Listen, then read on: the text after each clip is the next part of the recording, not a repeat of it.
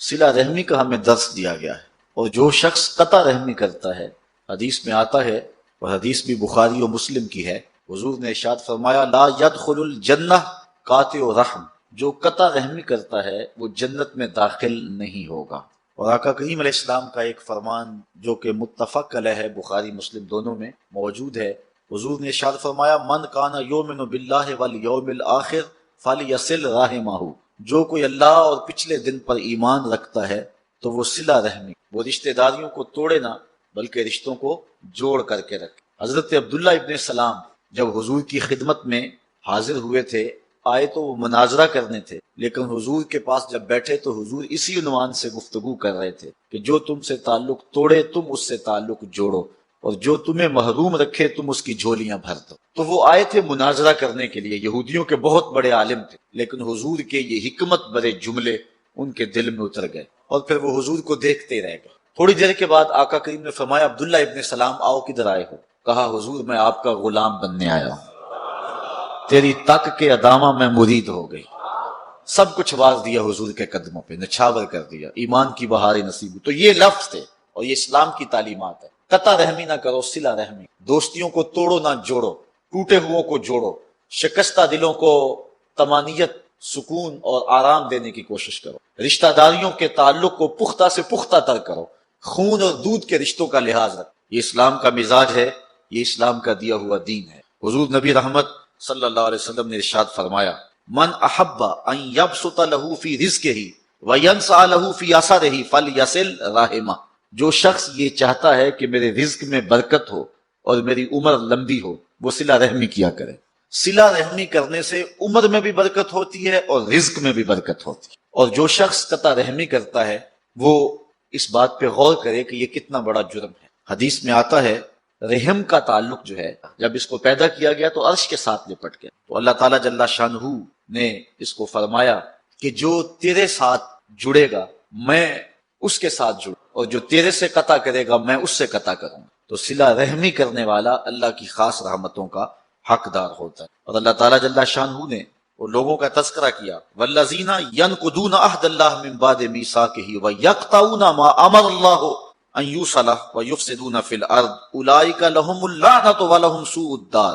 اللہ تعالیٰ نے ان لوگوں کو اپنی لعنت کا حقدار بنایا ہے جو قطع رحمی کرتے ہیں اور صلہ رحمی کو پامال کرتے ہیں۔ آج جس دور سے ہم گزر رہے ہیں، آج ایک دوسرے کو توڑنے کی اور ایک دوسرے سے ایک دوسرے کو جدا کرنے کی کوشش کی جا رہی ہے۔ ہمارے دین کا سبق یہ ہے کہ آپس میں جڑا جائے، محبت کے رشتوں کو مزید مضبوط کیا جائے، رحم کے رشتے، دودھ کے رشتے، ان کو استقامت بخشی جائے۔ کوئی تھوڑی سی بات ہو گئی تو یہ نہیں کہ اس سے الجھاؤ پیدا کر لیا جائے، صبر اور ضبط کا مزاج ایک مومن اپنے اندر پیدا کرے اور مقدس رشتوں کو نہ توڑے۔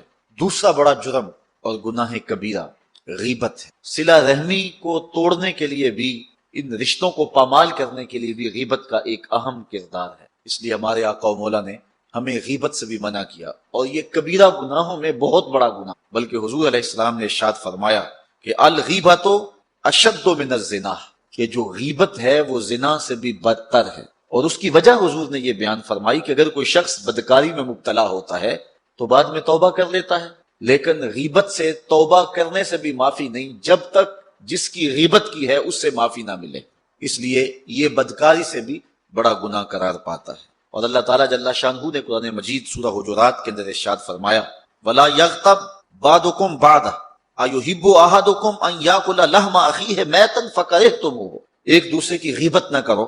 کیا تم میں سے کوئی شخص یہ پسند کرتا ہے کہ اپنے بھائی کا گوشت کھائے اور وہ بھی مردہ ہو، اور اپنے مردہ بھائی کا گوشت نوچ نوچ کے کوئی شخص کھائے، تو کیا تم میں سے کوئی شخص پسند کرتا ہے؟ فَكَرِهْتُمُوهُ، کہا تم اس کو ناپسند کرتے ہو۔ جس طرح مردہ بھائی کا گوشت کھانا ناپسند کرتے ہو، اس طرح غیبت سے بھی اجتناب کرو۔ گویا یہ اپنے مردہ بھائی کے گوشت کو نوچنے والی بات۔ آقا کریم علیہ السلام جب معراج کی رات گئے تو حضور نے کچھ لوگوں کو دیکھا کہ ان کے تانبے کے ناخن ہیں اور اس سے وہ اپنے ہی بدن کو اور اپنے ہی چہرے کو چھیل رہے ہیں۔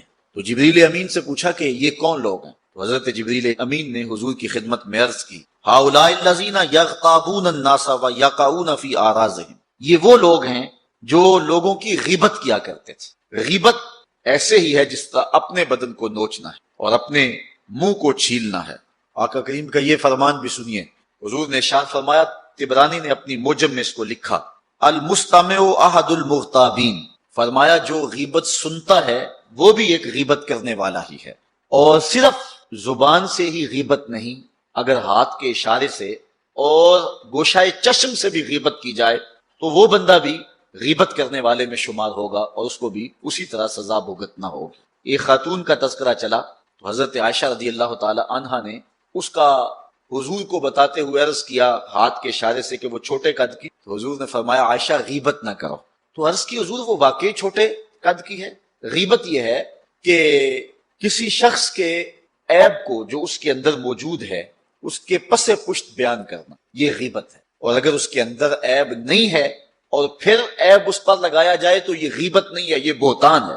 اگر اس کے اندر ہے، بالکل ہے، 100% اس کے اندر عیب موجود ہے اور اس عیب کو بیان کیا جائے اس کے پس پشت، جس کو سن کر اس کو دکھ پہنچے گا اور وہ ناراض ہو، تو وہ غیبت کہلاتی ہے۔ بصورت دیگر وہ بہتان ہوگا اور وہ دورہ جرم ہے، غیبت بھی ہے اور بہتان بھی، اور اللہ تعالیٰ نے بہتان سے بھی اور غیبت سے بھی منع فرمایا، لیکن آج کا مضمون چونکہ غیبت پر ہے اور گفتگو اس عنوان سے ہو رہی ہے۔ غیبت انسان کسی کی کیوں کرتا ہے، اس کے اسباب کیا ہیں؟ اس کا ایک سبب حسد ہے، بغض ہے، کسی سے حسد پیدا ہو جائے تو اس کی غیبت کرنے سے بندہ تسکین پاتا ہے، اس کے سفلی جذبات کو قرار ملتا، اس کی نفسیات خوش ہوتی۔ کسی کے ساتھ لہو و لعب کرتے ہوئے انسان کھیل کود کے اندر کسی تیسرے شخص کی غیبت کر جاتا، کسی کو خوش کرنے کے لیے، کسی کو ہنسانے کے لیے، بندے کا اس کے ساتھ جو ہے وہ حسد کر کوئی ایسا معاملہ نہیں ہے، صرف کھیل کود کے اندر کسی کی غیبت کر دی اور مفت کے گناہ گار ہو۔ بعض اوقات انسان کو کسی سے حسد یا بغض یا دشمنی نہیں ہوتی، لیکن جس شخص کے پاس کھڑا ہے اس کو اس شخص کے ساتھ دشمنی، تو اس نے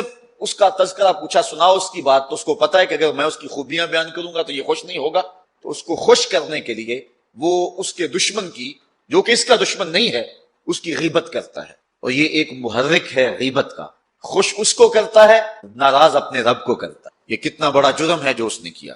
بعض لوگ محض استہزاء کے طور پہ کسی کو حقیر بنانے کے لیے اس کی غیبت کرتے ہیں، یہ بھی ایک محرک ہے، جس کے ساتھ اناد ہو، دشمنی ہو، اس کی تحقیر کرتے ہوئے اس کی غیبت کرتے ہیں۔ بعض لوگ اپنا تفوق اور اپنی کسی صلاحیت کو اجاگر کرنے کے لیے کسی دوسرے کی غیبت کرتے ہیں، اصل وہ خود کمزور ہوتے ہیں، جب بھی کسی کا تذکرہ ان کے سامنے ہو تو وہ پریشان ہو جاتے ہیں اور اس کی نفی کر کے پھر اپنا اس بات کرتے ہیں۔ وہ کیا کسی نے کہا، جو شخص بھی اپنی قد و قامت نہیں رکھتا، جو شخص بھی اپنی قد و قامت نہیں رکھتا، وہ شہر کے آئینے سلامت نہیں رکھتا۔ ان کو تسکین اور ٹھنڈ تب پہنچتی ہے جب وہ کسی کی غیبت کریں اور کسی کو گرا کر کے پھر سمجھتے ہیں کہ ہم اونچے ہوئے ہیں۔ جو چھوٹے قد کے ہوتے ہیں تو ان کے لیے بڑے قد کے جو لوگ ہوتے ہیں وہ ان کے لیے مسئلہ ہوتے ہیں، وہ کہتے ہیں ہمارا قد تو نکل نہیں سکتا جتنی دیر تک یہ بڑے قد والے موجود ہیں، تو وہ اپنے قد کاٹ کو اجاگر کرنے کے لیے، اپنی صلاحیتوں کو بیان کرنے کے لیے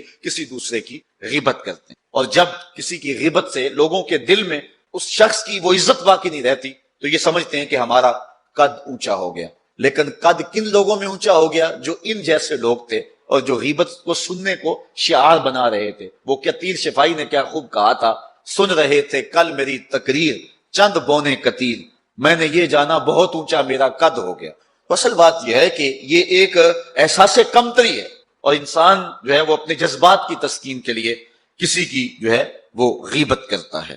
غیظ و غضب کے اظہار کے لیے کسی کے ساتھ بندے کی جو دشمنی ہے اس کے لیے انسان جو ہے وہ غیبت کرتا ہے، اور بعض لوگ بغیر کسی وجہ کے، بغیر کسی سبب کے، ویسے ہی شغل کے طور پہ کسی کی غیبت کر جاتے ہیں۔ بہرحال غیبت کا محرک کوئی بھی ہو، حقد ہو، غضب ہو، حسد ہو، دشمنی ہو، استہزاء ہو، تحقیر ہو کسی کی، اپنی شخصیت کو اجاگر کرنا مقصود ہو، کسی سے بدلہ لینا مقصود ہو، کسی دوسرے کی خوشنودی حاصل کرنا ہو، یا کوئی غرض دنیا ہو، جو بھی محرک ہوگا غیبت کا وہ نامحمود ہے، اور اللہ تعالیٰ اس کو پسند نہیں کرتا۔ اللہ کے محبوب علیہ السلام جب کسی کی بات کرتے، حضور نے تربیت کرنا ہوتی لوگوں کی، تو کبھی نام نہ لیتے، بلکہ فرماتے ما بال اقوام یفعلون کذا و کذا، کہ لوگوں کو کیا ہو گیا ہے کہ وہ یوں یوں کرتے ہیں۔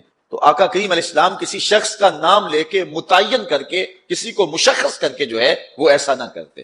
آج ہمیں اپنے طرز عمل پر اور طرز زندگی پر غور و فکر کرنے، ممبر و محراب کے اوپر بیٹھنے والوں کو حضور علیہ السلام کے ان فرامین کو ضرور سامنے رکھنا چاہیے۔ بعض اوقات ایسا ہوتا ہے کہ کسی ایسے شخص کو اس انداز سے ہٹ کیا جاتا ہے، اس کی تذلیل کی جاتی ہے، اور بعض اوقات ایسے ہوتا ہے کسی شخص کی موجودگی میں بڑی بزم کے اندر اور بڑے مجمع کے اندر جو ہے اس کی رسوائی کر دی جاتی ہے، اور اس کو خطابت کا کمال سمجھا جاتا ہے۔ ہمارے خطباء کا حال تو یہ ہو گیا ہوا ہے کہ ایک بندے کو قضائے حاجت بھی ہو تو وہ خطیب کے شر سے ڈرتا ہوا اٹھتا نہیں ہے کہ میری تذلیل کر دے گا بڑے مجمع کے اندر اور بڑی محفل کے اندر۔ اللہ کے رسول کا قطعاً یہ طریقہ نہیں تھا۔ کسی کو عزت دو، کسی کی عزت نفس کا خیال رکھو۔ انسان اپنی عزت کو سب سے زیادہ محبوب رکھتا ہے۔ آپ نے کبھی دیکھا ہو بارش کے موسم میں کہ جب کوئی شخص گر جاتا ہے کیچڑ میں تو یہ وہ بعد میں دیکھتا ہے کہ مجھے کوئی چوٹ لگی ہے یا نہیں لگی، وہ پہلے دیکھتا ہے کہ مجھے کسی نے دیکھا تو نہیں ہے، وہ دائیں بائیں دیکھتا ہے۔ تو انسان اپنی عزت نفس کو مجروح ہوتا ہوا دیکھ کر کے سخت تکلیف محسوس کرتا ہے۔ تو اس حوالے کے ساتھ جو ہے بالخصوص جو تبلیغ کرنے والے ہیں ان کو اس بات کا اہتمام اور التزام کرنا چاہیے کہ جو لوگ سننے آئے ہیں، جو لوگ بات سمجھنے آئے ہیں، ان کی تذلیل نہ کریں۔ اگر کسی کو نیند کا جھٹکا آ گیا ہے تو کسی اچھے طریقے سے اس کو بیدار کیا جا سکتا ہے، نہ کہ پورے مجمع میں اس پر انگلی اٹھا کے اس کو مشخص کر کے اس کو رسوا کر دیا جائے۔ کس کو ضروری کام کے لیے جانا پڑ گیا ہے تو اس کی تذلیل کر دی جائے، یہ اللہ کے رسول کا قطعاً طریقہ نہیں۔ آقا کریم علیہ السلام محبت کا درس دینے آئے تھے، اور یہ عموماً ہماری مساجد کے اندر بھی رواج ہے۔ بعض اوقات ایسا ہوتا ہے کہ بندہ جو ہے وہ مساجد میں آ کر کے گھبرا جاتا ہے کہ میں کہاں آ گیا ہوں۔ آج کل ایک مصیبت ہے کہ موبائل کو اگر آپ کھول لیں تو وہ بند کرنا یاد نہیں رہتا، اور اگر بند کر لے تو اس کو کھولنا یاد نہیں رہتا۔ ہر بندے کی کوشش تو یہی ہوتی ہے کہ وہ نماز میں کھڑا ہونے لگا ہے تو موبائل بند کر لے، لیکن کبھی ایسا بھی ہو جاتا ہے کہ وہ بند نہیں کر پاتا۔ تو بعض کا تو حالت نماز میں بیل آ جاتی ہے، اور جس کے موبائل پہ بیل آ رہی ہوتی ہے وہ سخت پریشان ہوتا ہے اور عجیب اس کے لیے حالت ہوتی ہے، لیکن جب سلام پھرتا ہے تو سارے نمازی جس طرح اس کی طرف دیکھتے ہیں اور اس کو جس طرح وہ کوستے ہیں، اور دو چار آدمی بول پڑتے اور اس انداز سے اس کی تذلیل کرتے ہیں کہ وہ سوچتا ہے کہ اگر زمین میں جذب ہونے کا موقع ملے تو میں جذب بھی ہو جوں، میں اس بھری بزم کے اندر رسوا ہو رہا ہوں۔ حالانکہ اسے پتا ہے کہ یہ ایک غلطی ہوگی ہے اور سستی کی وجہ سے ایسا ہوا ہے، قصداً اس نے ایسا نہیں کیا۔ اللہ کے محبوب کا قطعاً یہ طریقہ نہیں۔ آقا کریم تشریف لائے تو مسجد نبوی کے اندر ایک بدو، ایک دیہاتی جو آداب نہیں جانتا تھا، وہ مسجد کے صحن کے اندر پیشاب کرنے کے لیے بیٹھ گیا۔ صحابہ اس کی طرف دوڑے تو آقا کریم نے فرمایا رک جاؤ۔ اب وہ بیٹھ گیا تو اس کو کر لینے دو، اور جب چلا جائے گا تو اس کے کیے پہ پانی بہا دینا۔ یہ نہیں دیکھیے کہ ایک شخص اگر پیشاب بیٹھ گیا اور وہ بھی مسجد میں بیٹھ گیا تو آقا کریم نے فرمایا کہ داہو، چھوڑ دو اسے، کچھ نہ کہو اس کو، اب بیٹھ گیا تو اس کو کر لینے دو۔ اور ہمارا حال یہ ہے کہ ہمارے موبائل پہ اگر بیل بھی آ جائے تو یقین جانے اتنی مصیبت بنتی ہے۔ خود میرے ساتھ یہ ایک مرتبہ ایسا ہوا، لاہور کی ایک مسجد میں میں نماز پڑھنے کے لیے رکا اور موبائل پہ آگی بیل، اور یہ جو بیل کرنے والے ہیں وہ بھی حکم یہ ہے کسی گھر کا دروازہ 3 مرتبہ کھٹکھٹائیں، اگر آگے سے جواب نہ آئے تو واپس آ جائیں۔ تو یہ بھی ایک دروازے کی صورت ہے، 3 مرتبہ کسی کو بیل کریں، اگر کوئی نہیں آگے سے ٹینڈ کرتا تو بس کر لیں۔ تو بعض لوگ پھر جان نہیں چھوڑتے اور عجیب صورتحال بن جاتی ہے، اور ادھر سے نمازی اور عجیب سی کیفیت۔ اور پھر کیا ہوا، جب سلام پھرا نا تو پھر جو حال کیا ان لوگوں نے میری جانب، جس طرح گور کے دیکھے کہ کہاں جائیں گے، کوئی ادھر سے کوئی مسئلہ بتا رہا ہے، کوئی ادھر سے مسئلہ بتا رہا ہے، تو عجیب قسم کا رنگ ڈھنگ بن گیا، بہت پرانی بات ہے۔ تو بہرحال جو ہے وہ یہ ایک عجیب سی صورتحال ہے۔ اس طرح ہمارے واعظین کا بھی طریقہ ہے، اور یہی وجہ ہے کہ لوگ ان کی مجالس کے اندر جو ہے وہ آتے نہیں اور بھاگ گئے ہیں، اس طرح لوگوں کی تذلیل کرتے ہیں اور اس طرح جو ہے وہ لوگوں کو رسوا کر کے رکھ دیتے ہیں۔ ہر شخص کا اپنا مزاج ہے۔ دیکھیے کوئی آدمی سبحان اللہ کہہ کے اپنے جذبے کا اظہار کرتا ہے، کوئی آدمی صرف سر ہلانے پہ اکتفا کرتا ہے، کوئی ایسا بھی ہے کہ جو بات کو سوچتا ہے اور اندر اندر جو ہے وہ اس بات کو اتارنے کی کوشش کر رہا ہے، اور کوئی ایسا بھی ہے جو آنسو بہا کے داد دیتا ہے، اور ایسا بھی کوئی ہو سکتا ہے جس کو تمہاری بات پسند بھی نہ آئے۔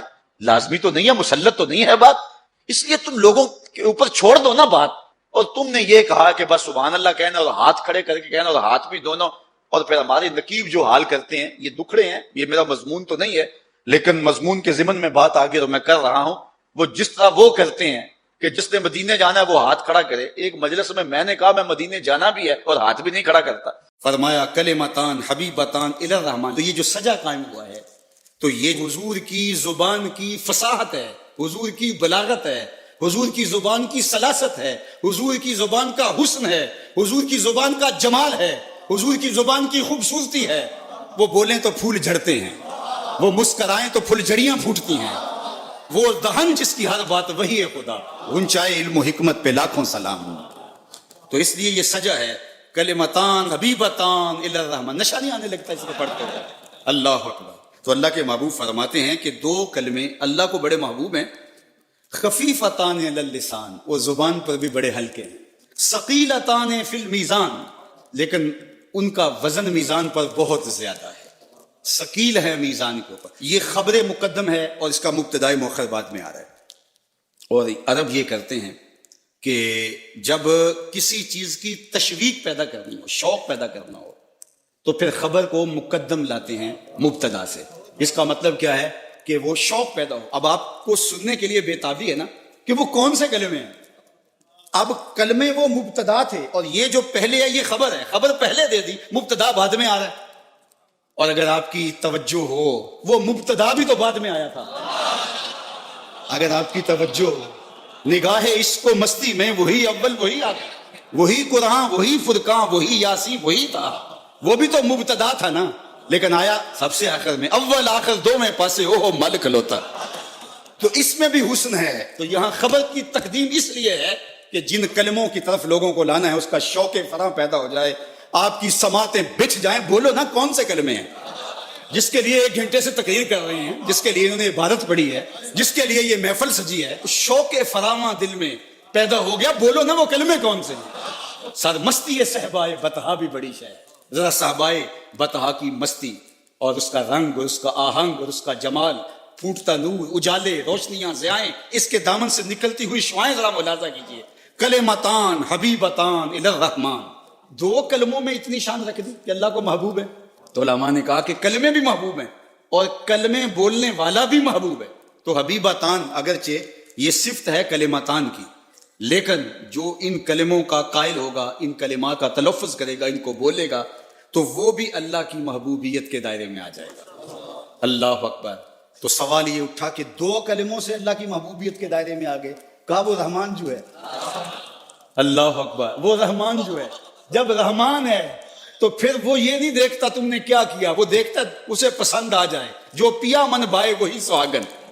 جو پیا من بھائے وہی سہاگن. کوئی ایک ادا بھی ڈھک جائے نظر میں تو کہا اس لیے ان کلمات کو اللہ نے محبوب بنا دیا اور کلمات کے قائل محبوب بن گئے، اس لیے کہ وہ رحمان ہے اور رحمان کو 2 کلموں سے ہی تم پسند آ جاتے. اللہ اکبر. خفیفتان علی اللسان، زبان پر بہت ہلکے ہیں. اب یہ خفیفتان علی اللسان یہ تو آپ ابھی دیکھ لیں گے، بس تھوڑے لمحے باقی رہ گئے. لیکن حبیبتان الی الرحمن یہ نظارہ کچھ تم دنیا میں بھی دیکھ سکتے ہو، کچھ آخرت میں بھی دیکھ. یہ نظارے دونوں جہانوں میں، کیونکہ اس کے پڑھنے سے تلاوت سے تمہیں محسوس ہوگا کوئی ہم سے پیار کرتا ہے، کوئی ہم کو دیکھ رہا ہے محبت کی نظر سے. آپ کو یہ محسوس ہونے لگے گا. یعنی حبیبتان الی الرحمن کے جلوے ادھر بھی ہیں اور ادھر بھی. خفیفتان علی اللسان کے جلوے آپ کو ادھر ہی دکھائی دیں گے اور ثقیلتان فی المیزان اس کے جلوے آپ کو ادھر ہی جا کے دکھائی دیں گے. پھر پتہ چلے گا وزن کتنا ہے ان کا. اب وہ 2 کلمے کون سے ہیں؟ سبحان اللہ و بحمدہ سبحان اللہ العظیم. سبحان اللہ و بحمدہ سبحان اللہ العظیم. سبحان اللہ و بحمدہ سبحان اللہ العظیم. رزق فراواں اور وسیع اور مبارک نصیب کر دے اللہ. تو اس کے لیے ایک وظیفہ میں دیتا ہوں اور وہ یہ کہ مغرب کے بعد 21 مرتبہ سورۃ الکوثر پڑھ لیں، کثرت ہو جائے گی انشاءاللہ. اور اگر بہت زیادہ مسائل ہیں تو ہر نماز کے بعد پڑھ لیں، تو انشاءاللہ آپ دیکھیں گے کہ گھر میں برکتیں اترتی محسوس ہوں گی، انوار کا نزول ہوتے محسوس کریں گے.